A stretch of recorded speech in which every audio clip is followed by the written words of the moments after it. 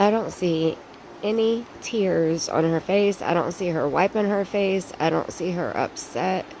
I have no idea what this woman is talking to them about, but this is when they found her son, deceased, buried, under gravel and rocks, is what the rumor is. And, okay, this person right here just said she told people not to check by the McDonald's. I don't know where that was said.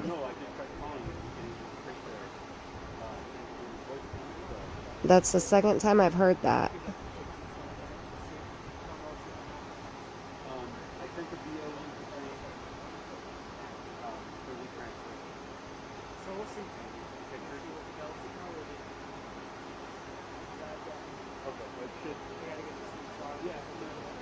Exactly. Why is she not hysterically crying? She has no tissue in her hand. She has her phone. No tissue. She's not upset.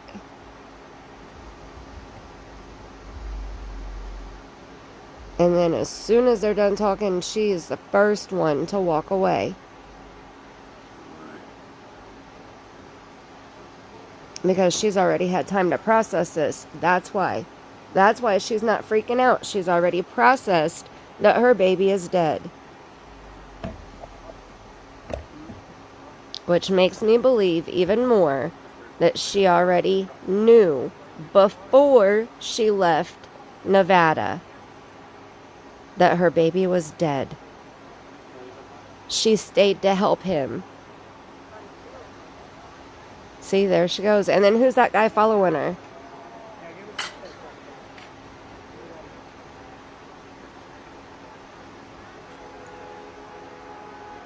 I believe she stayed to help Trezell dispose of baby boy Amari's body after Trezell beat him to death. It's disgusting. Totally disgusting. This is what the devil looks like. That redhead we just saw, and her disgusting king, according to her, King Terrell. Disgusting. I feel so, my prayers go out to every single one of these law enforcement officers who are on the scene, who had to see this baby's body, who had to find this baby. That is a vision that they will never get out of their heads. My prayers go out to them immensely.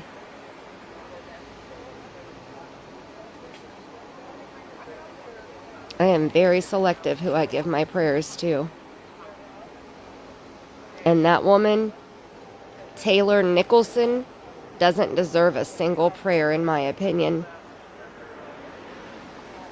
She knew that that man was abusing her baby. Her mom even stated that. Because he was abusing her too. He was abusing Taylor and Amari both. And she chose to stay with him. She chose to have that man around her baby. I'm putting a video together right now that I'm going to give my thoughts, my opinions, what I'm getting spiritually, and it's going to be harsh, but it needs to be put out here. I want to go ahead and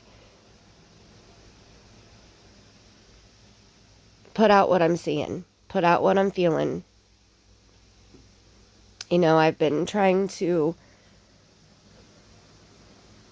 accept the fact that I do believe I have been given some type of psychic abilities where I can hear things and I can see things.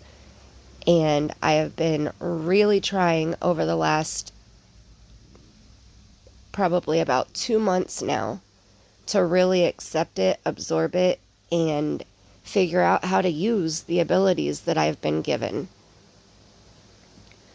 So I want to go ahead and document what I've gathered in this case. And that's what my next video will be all about. I am also clipping some of my live streams because I have done a few live streams over the last week that have been extremely long. 5 to 7 hours. So I'm going to clip some of those parts and post those by themselves. I've already clipped one. The very first time that I ever spoke about Amari in a live stream, I already clipped that and uploaded that to my channel. So if you haven't seen that yet, go check that out. That was my first impression of everything involved with Amari that I knew of at that point. That was before Terrell was arrested. That was before he had confessed. That was before we knew anything. The only thing that we knew was the interview that they had given and the interview that Carrie, Taylor's mother, had put out. So I was very, very new into the case. I had only seen the interview with Taylor and Terrell, and I had seen a clip of Carrie, and I think I had watched 2 news reports, and I had already pretty much nailed it. So I'm still going to go into a lot more detail in this next video. I'm actually, I need to clarify. I don't know how YouTube will upload them because I'm going to try to upload multiple videos at the same time. So you may get clips of live streams before you get the actual super long video that I'm going to do about all the information that I have gathered spiritually, psychically, and then facts of the case also. So it will be a good mix of all of that together. So I am a very fact-based person. I focus on facts. I'm not a big rumor person, but I know in this case there have been quite a few rumors that have been floating around. The day before Amari's body was found, everybody was saying that he was found already in a dumpster. I spent over an hour of my live stream where we talked about Terrell being arrested for Amari's murder, trying to find proof that they had found his body in a dumpster. They didn't. That's why we never found the proof. And that's why I steady stated through that entire stream that that was only a rumor. And now we know that it was a false rumor because his body was found the next day here. And from what I have heard, nobody has really said where his body was actually located, but they said buried in the gravel. So we don't know. We know it was at the Siegel Suites. And that's as much as we know between the building and the fence. All right. So please leave a comment. Please. I want to know what your thoughts, opinions are about this. If you know any facts about the case, leave them in the comments that maybe I haven't come across yet. Please say prayers. Oh my gosh. Please say prayers for every law enforcement officer who was out there this day who had to visually see Amari Nicholson's body in the state that they found it in. Remember, he's been there over a week.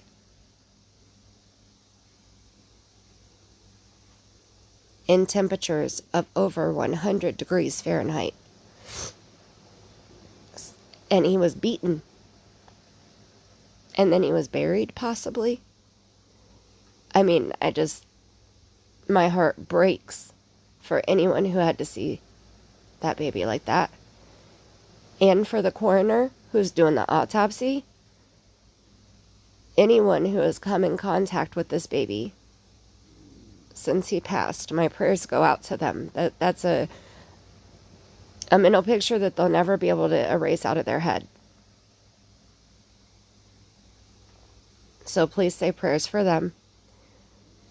And please say prayers for Amari's family, who actually loved and cared about this baby.